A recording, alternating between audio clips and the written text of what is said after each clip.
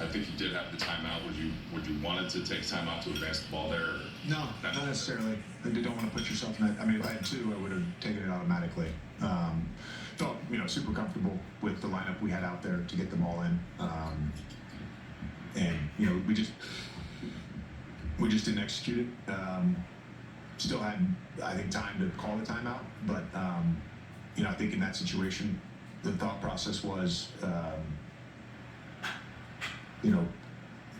get it in if we can. If not, call a timeout. Two straight nights of kind of similar games in some ways, where you have control and there are these big runs in short amounts of times. Where did you see any through line defensively about kind of not being able to get stops at certain moments? Or I mean, they shot 11 of 14 from three. I mean, that's 11 of 14 in an empty gym is really good. So that's unreal shooting. Yeah, but fourth, yeah. Defensively, you guys in the second and third quarter had whatever that kind of thing was that had been missing at times. Did you see, obviously, hot shooting, but earlier in that fourth quarter, did you see let up in any way from your team in terms of execution? No. I mean, you got to figure too.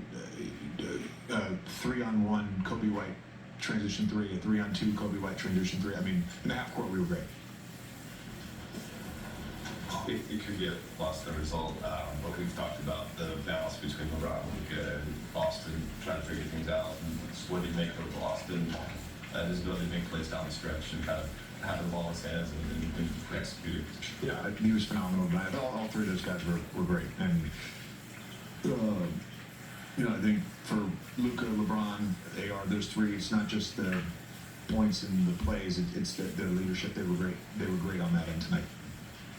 Earlier this season, you guys suffered a gut punch loss to the Magic at home, and it hit you guys in a way. Like, it seemed like afterwards there was ramifications from that. Is that something you're going to recall too at all, in terms of, obviously it's a different team, a different group, but the way you guys can manage that? I mean, it's the third one.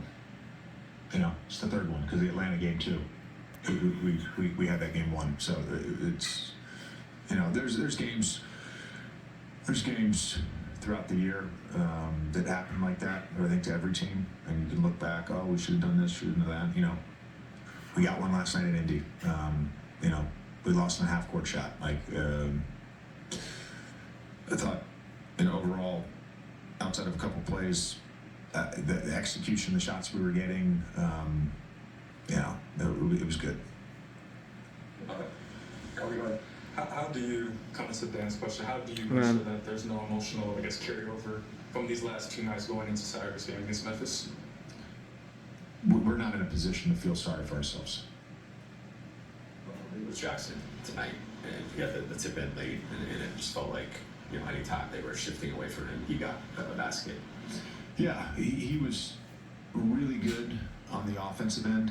I thought his poise on some of his catches, where obviously the lobs are one thing, but just catching it, whether it was in the pocket or on dump-off passes, not rushing.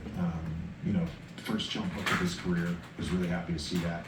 But no, he was great. And then I thought as the game went on, and particularly late in the fourth quarter, the adjustment without playing with his hands and just playing with his hands back, he was able to draw that charge on Kobe White. So he was great. Thanks, Coach.